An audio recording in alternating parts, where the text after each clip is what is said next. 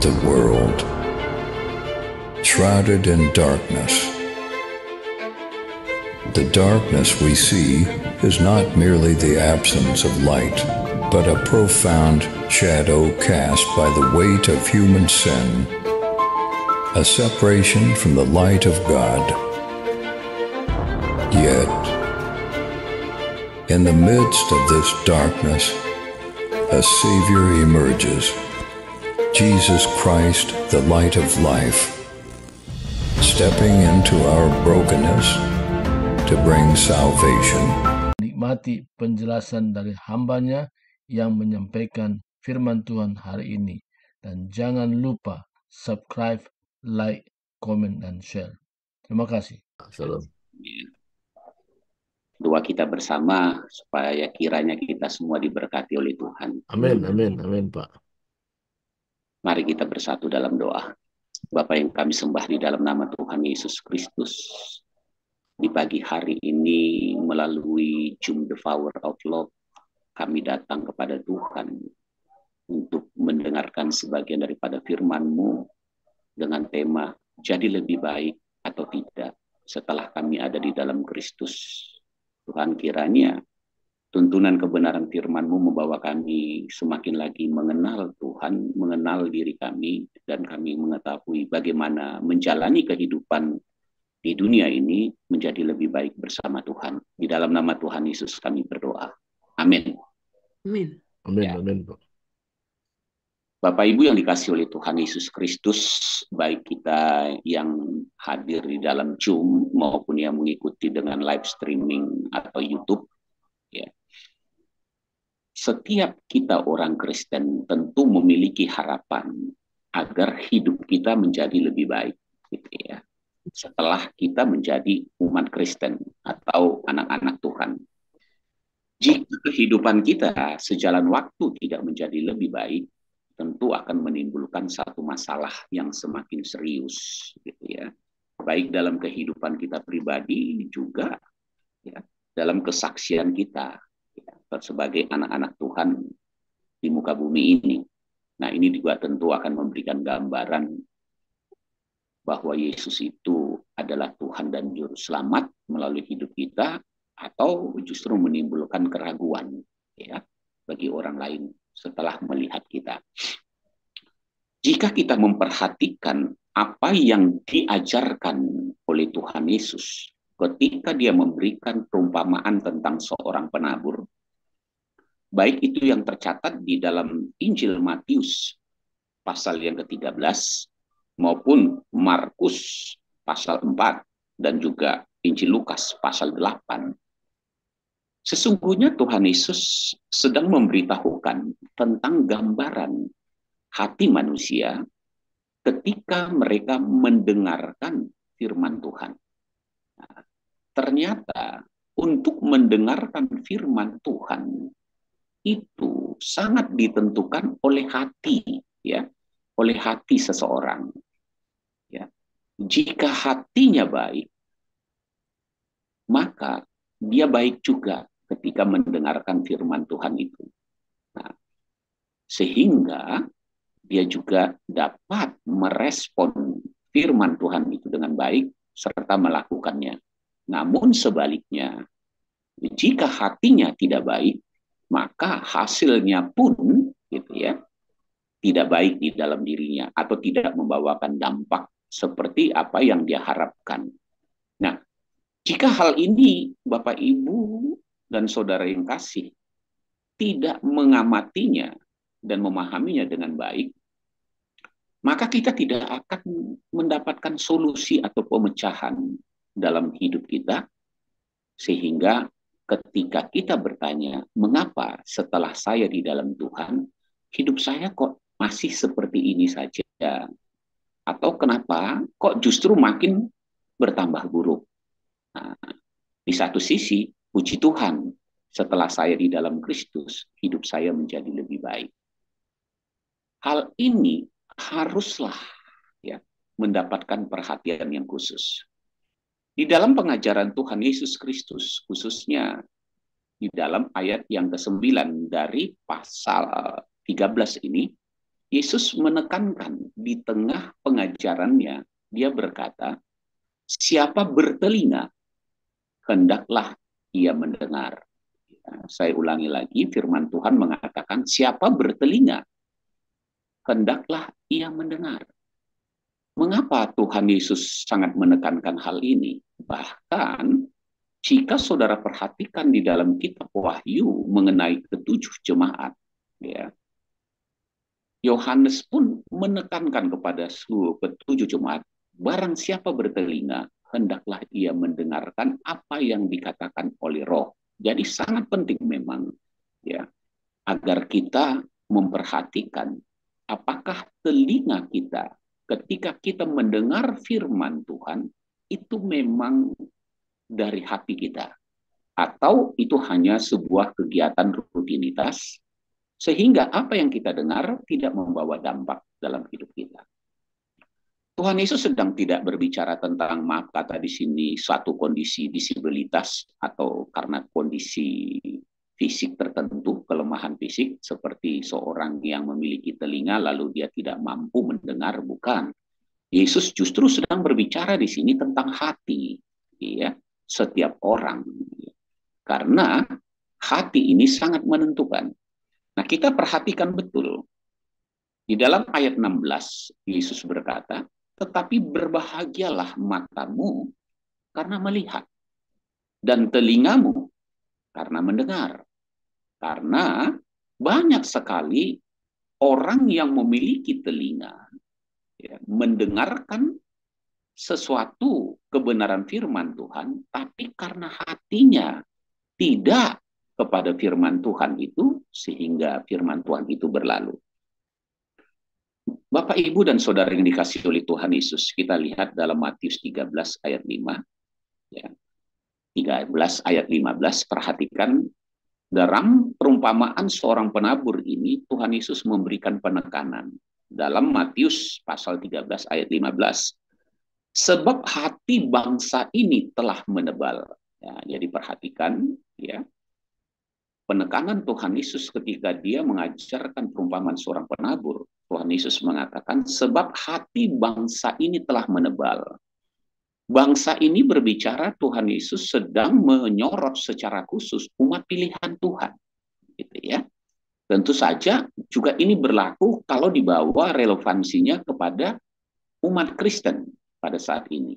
Jadi ini bukan berbicara kepada orang yang di luar Kristen, tetapi penabur ini berbicara kepada orang Kristen, ya, yaitu umat pilihan Tuhan yang sudah percaya kepada Yesus Kristus, gitu ya, sebagai Tuhan Juru Selamatnya, tetapi hati mereka telah menebal, sehingga telinga mereka berat untuk mendengar, ya, supaya mereka itu tidak mengerti dengan hatinya apa yang mereka dengarkan, lalu berbalik kepada Tuhan dan dipulihkan, hidup mereka menjadi lebih baik. Nah, sesungguhnya setiap umat Kristen itu perlu memperhatikan bagaimana hatinya di hadapan Tuhan.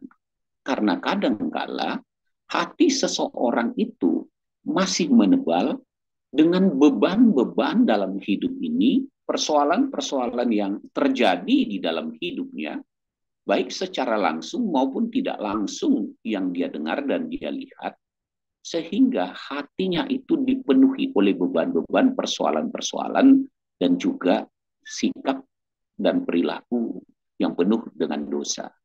Misalnya menebal oleh karena kepahitan, menebal karena kekhawatiran, menebal oleh karena kekayaan, ya, bahwa hidup ini perlu uang dan lain-lain, menebal oleh karena persoalan polemik yang dialami dalam hidupnya sehari-hari, sehingga hatinya sangat sulit ketika mendengarkan firman Tuhan. Dan Tuhan Yesus akhirnya memberitahukan bahwa pertama, ada orang yang mendengarkan firman Tuhan dalam hidupnya, tapi karena hatinya memang sudah menebal, tertutup, sehingga firman Tuhan itu diberikan gambaran jatuh di pinggir jalan. Ya.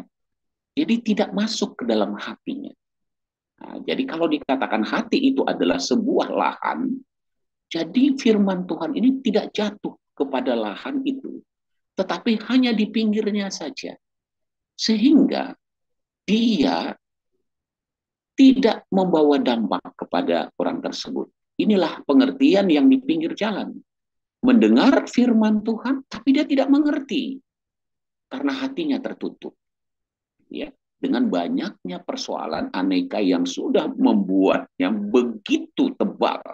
Ya, sehingga dia tidak berubah sama sekali. Nah, firman Tuhan yang sudah dia terima ini, akhirnya satu saat diambil oleh si jahat dan hilang dalam diri dia. Dan hidupnya tidak menjadi lebih baik. Yang kedua adalah orang-orang Kristen ketika mendengar firman Tuhan, tetapi hatinya itu masih begitu sedikitnya untuk perhatian kepada Tuhan.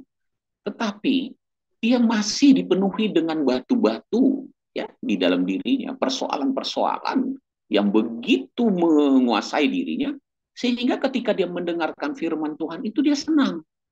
Oh, begitu ya.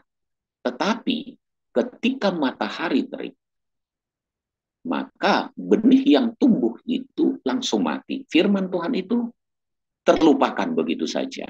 Karena dia tidak berakar di dalam hatinya, gitu ya, sehingga dia tidak tumbuh.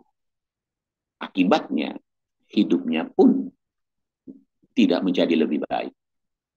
Yang ketiga adalah firman Tuhan ini jatuh didengar oleh seseorang yang hatinya sudah dipenuhi dengan kekhawatiran tentang hidup, tentang kekayaan, bagaimana bisa menjadi kaya, kenapa hidup begini saja, kalau nggak ada uang begini, kenapa tubuh saya sakit, kenapa persoalan ini begini terus, ya, sehingga ini diberikan gambaran seperti benih yang jatuh di tengah semak duri.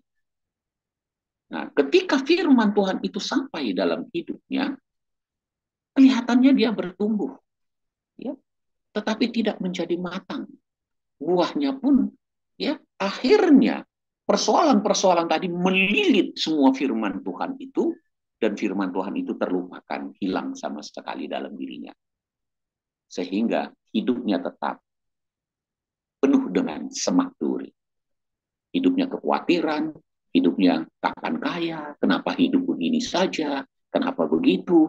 Nah, kalau ditanya firman Tuhan, ya saya tahu firman Tuhan begini, tetapi firman itu tidak membawa hasil sama sekali. Nah, yang keempat diberikan gambaran adalah bahwa firman Tuhan itu jatuh di tanah yang subur.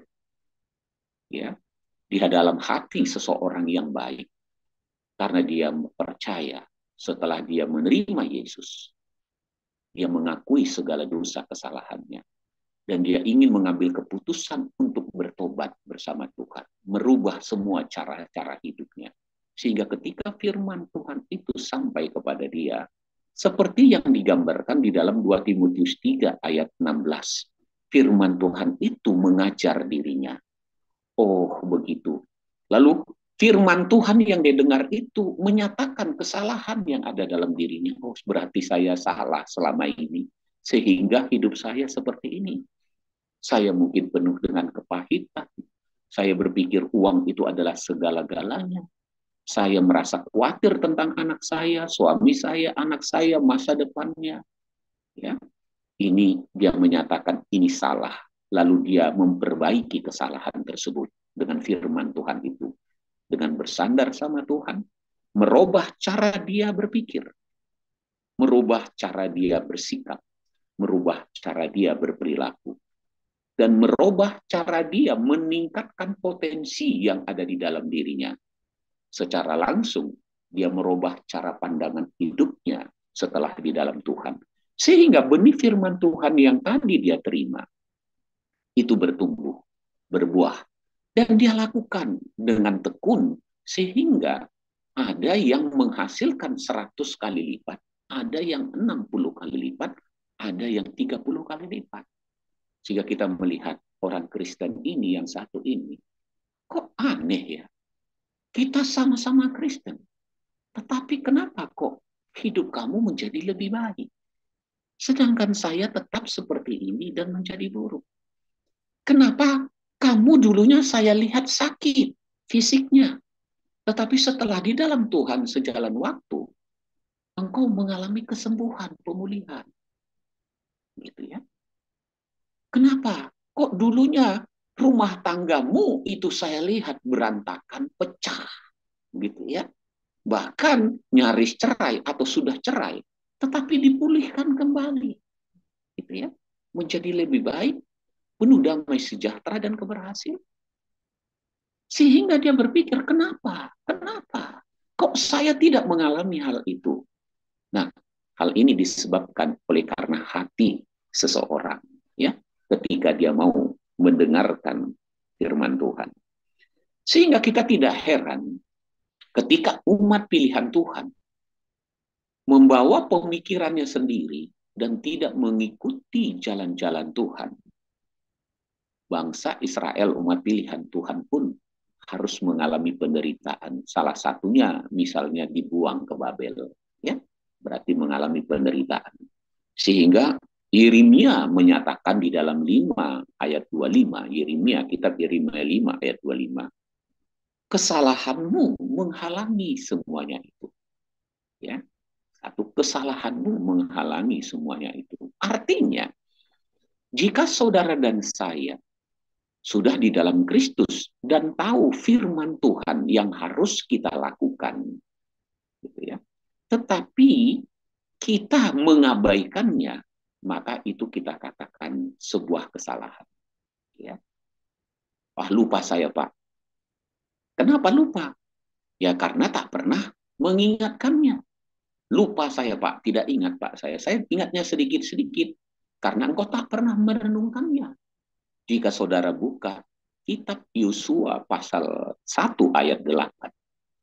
Firman Tuhan kepada Yosua secara garis besar.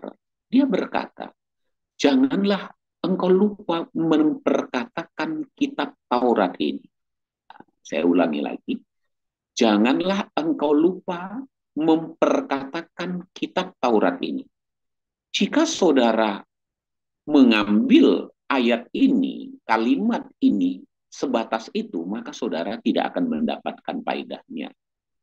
Tetapi jika kitab Taurat ini saudara ambil salah satu isinya, dan semakin lama semakin bertambah yang saudara ketahui dan saudara perkatakan, maka saudara akan mengerti arti jangan lupa memperkatakan kitab Taurat ini atau firman Tuhan ini kalau pada saat perjanjian baru. Apa misalnya firman Tuhan? Misalnya, jangan mencuri. Misalnya begitu. Jangan berdusta. Maka saudara harus sering memperkatakan kepada diri kita sendiri, bukan kepada orang lain, kepada diri kita sendiri. Karena kita tahu mungkin ada kekurangan di dalam diri kita tentang hal itu, maka kita perkatakan, jangan mencuri. Lalu saudara renungkan, jangan berdusta. Renungkan, kalau saya mencuri, nanti terjadi begini, seperti waktu lalu. Kalau saya berdusta, nanti akan terjadi seperti ini. Nah, saudara renungkan. Sehingga apa yang saudara perkatakan itu akan masuk ke telinga saudara. Jadi bukan hanya dari perkataan orang. Saudara katakan ayat itu, lalu itu sampai ke telinga saudara, masuk ke dalam hati. Saudara renungkan, maka itu akan membuat saudara akan bertindak hati-hati. Nah, ya. Jadi akan membuat saudara bertindak hati-hati. Semakin saudara memahami karena sering memperkatakan dan merenungkannya, maka tingkat kehati-hatian saudara semakin tinggi. Sehingga risiko untuk saudara jatuh atau melanggar, berbuat kesalahan itu semakin kecil dan hilang. Gitu ya. Nah, dan akibatnya saudara akan berhasil dan beruntung. Itulah kata Yosua 1 ayat 8. Maka jika saudara hanya membaca sekilas, saya tahu Pak Yosua 1 ayat 8. Ya. Tetapi tidak mampu, tidak mengetahui bagaimana memperkatakan itu ayat-ayat yang penting, sehingga saudara akan lupa apa yang tercatat dalam Matius 5 ayat 37. Saya nggak bertanya kepada Bapak Ibu Saudara yang mendengarkan firman Tuhan ini, apa isinya Matius 5 ayat 37. Jika saudara lupa, saya menjamin dan yakin berani berkata, maka saudara dan saya akan sering jatuh bangun saja dalam hidup ini, sehingga tidak menjadi lebih baik.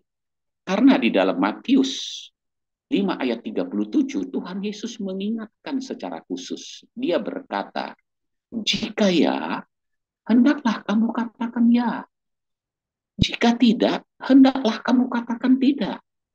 Lebih daripada itu, datangnya dari si jahat.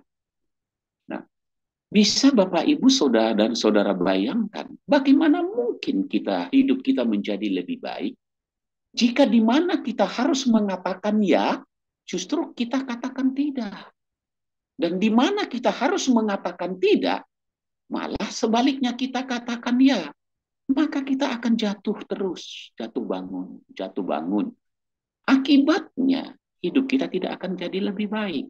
Karena resiko ketika saudara dan saya melakukan kesalahan atau jatuh melanggar firman Tuhan atau dosa, Yeremia 5 ayat 25 sudah berkata, ya, kesalahanmu yang menghalangi semuanya itu. Ya, artinya kesalahanmu yang membuat engkau tidak menjadi lebih baik.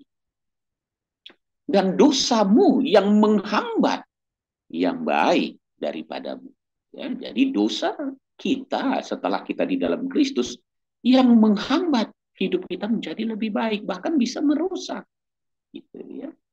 Apa yang sudah kita bangun, yang sudah kita lakukan.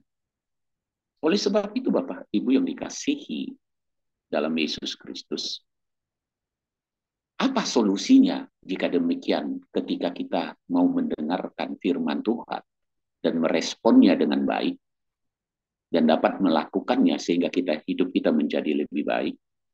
Salah satu solusinya tercatat di dalam Ibrani pasal 12 ayat 1 dan 2. Firman Tuhan ini berkata, karena kita mempunyai banyak saksi, bagaikan awan yang mengelilingi kita. Jadi ada saksi, baik itu Tuhan, para malaikat, iblis juga menjadi saksi melihat, ya, orang-orang yang tanpa saudara sadari melihat saudara juga, gitu ya. Nah, kalau nyanyian juga jangan lupa ya semut merah yang di dinding, gitu ya. Ya. Nah, lantai, dinding tembok yang ada ya di tempat saudara melakukan kesalahan itu juga menjadi saksi. Bahkan saudara tahu persis ketika Kain membunuh Habil, Tuhan juga bilang darahnya atau tanah di mana tempat itu terjadi ya berbicara juga ya menjadi saksi. Oleh sebab itu dikatakan ayat Ibrani 12 ayat 1 dan 2, marilah kita menanggalkan semua beban dan dosa yang begitu merintangi kita. Amin. Ya. Yang begitu merintangi kita untuk menjadi lebih baik. Baik dalam cara kita berpikir, baik dalam cara kita menyampaikan perkataan, sikap dan perilaku kita, sehingga kita disukai oleh banyak orang. Amin. Ya. Nah, ini sangat penting. Ini akan membawa masa depan kita banyak. Ya. Dan kita selain kita menanggalkan semua beban dan dosa yang merintangi kita untuk menjadi lebih baik, kita juga harus berlomba dengan tekun. Nah, apa itu berlomba dengan tekun dalam perlombaan? Yaitu dalam mengasihi Tuhan dan sesama. Ya, itu satu. Berlomba untuk mengasihi Tuhan dan sesama. Yang kedua, berlomba dengan tekun untuk menggali dan meningkatkan potensi yang ada di dalam diri kita. Karena kalau kita tidak menggali dan mengetahui potensi kita dan kita tidak tingkatkan, kita tidak akan tahu berbuat apa. Betul kan? Sekalipun ada dalam Tuhan. Maka kita harus menggali dan melatih potensi kita. Baik itu mulai dari hal-hal yang kecil kita lakukan dengan baik dan benar dan setia, maka Tuhan akan mempercayakan kita melalui orang-orang di sekitar kita, melalui dunia pekerjaan kita, untuk hal-hal yang besar, gitu ya. Bapak Ibu yang dikasihi oleh Tuhan Yesus Kristus. Oleh sebab itu, saya mengajak Bapak Ibu apa yang disuarakan oleh Nabi Yoel di dalam Yoel pasal 2 ayat 13. Mari kita koyakkan hati kita. Amin. Jangan hanya pakaian kita. Tuhan, aku bersalah. Tuhan, aku berdosa. Lalu hati kita itu tetap saja. Sehingga setelah kita berkabung, berduka, menangis ketika mendengar kebenaran firman Tuhan atau ketika mengalami penderitaan, kesusahan dalam hidup, tapi hati kita tetap dan akhirnya tidak mengalami perubahan. Gitu ya.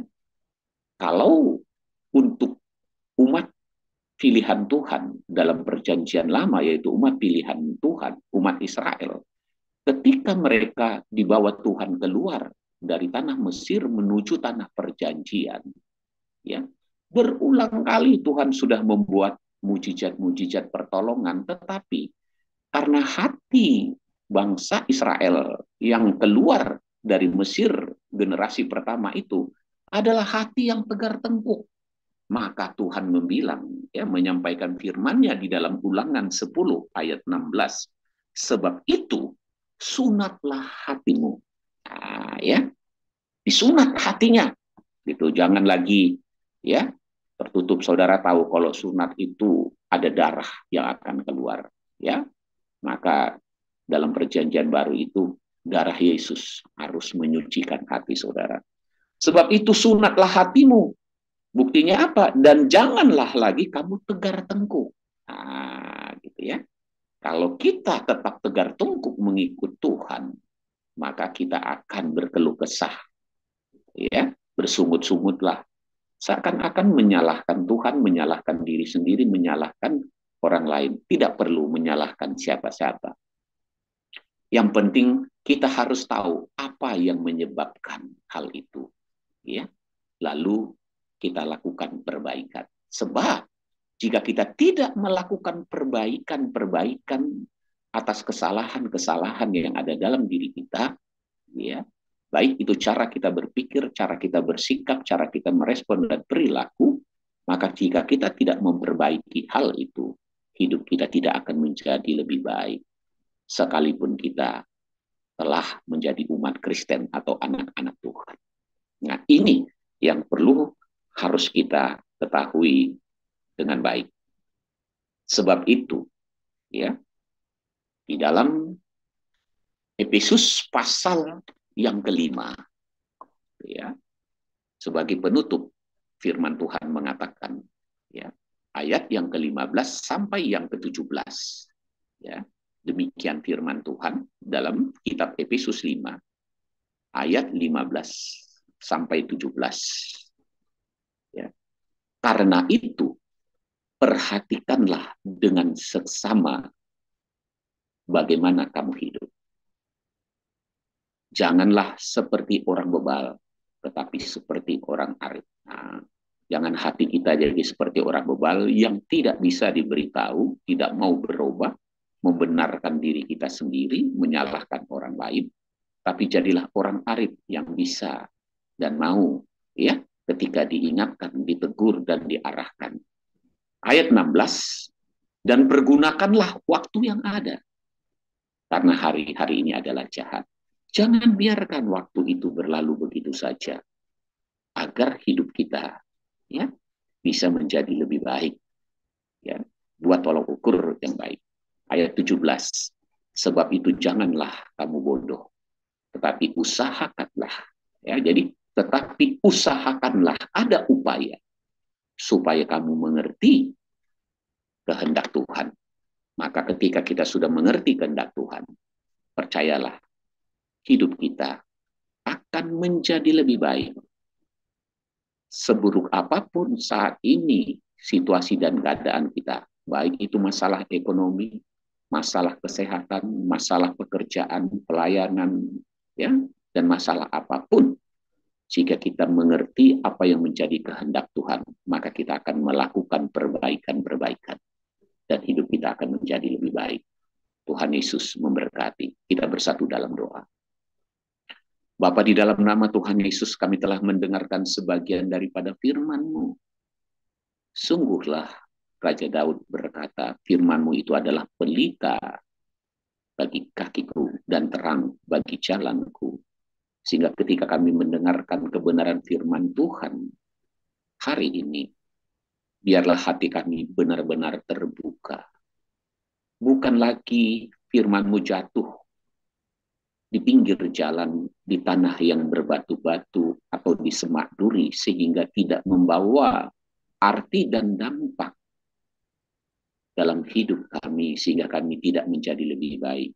Tapi ini hati kami yang kami koyakkan bersama Tuhan, sehingga kami tidak tegar tengkuk lagi.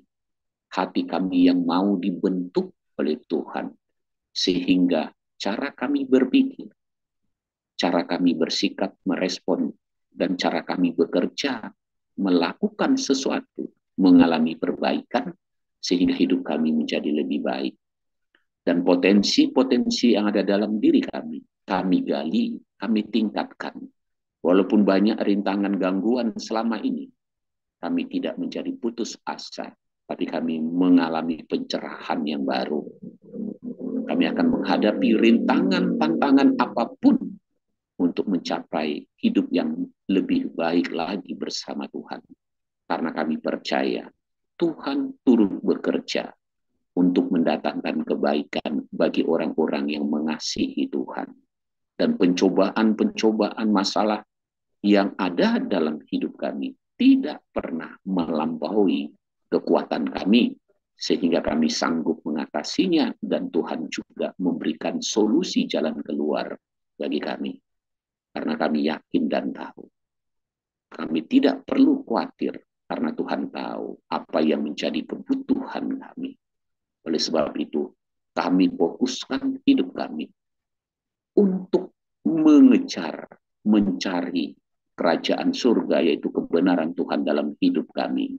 Karena janji-Mu adalah ya dan amin, yaitu rancangan-rancangan masa depan yang penuh harapan, bukan rancangan yang membawa kecelakaan. Ajarkan kami dalam hidup kami, sehingga kami mampu dan tahu berkata, kapan kami harus berkata ya, kapan kami harus berkata tidak atas segala sesuatu yang ada dalam kehidupan kami. Di dalam nama Tuhan Yesus, oleh pertolongan dan pimpinan Roh-Mu yang kudus yang menginsafkan kami dan mengajarkan kami mengucap syukur di dalam nama Tuhan Yesus. Amin. Saya serahkan kembali.